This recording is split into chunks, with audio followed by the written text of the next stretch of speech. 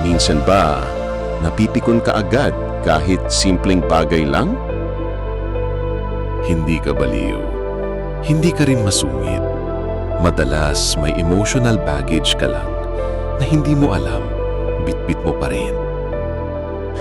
Kapag may unresolved emotion ka, sensitibo ka sa trigger.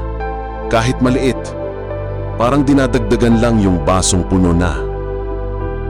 Kaya mahalaga yung awareness kapag naiintindihan mo kung saan galing ang emosyon mo. Hindi mo siya hahayaang kontrolin ka. Hindi mo kailangan maging perfect. Kailangan mo lang ng unang hakbang.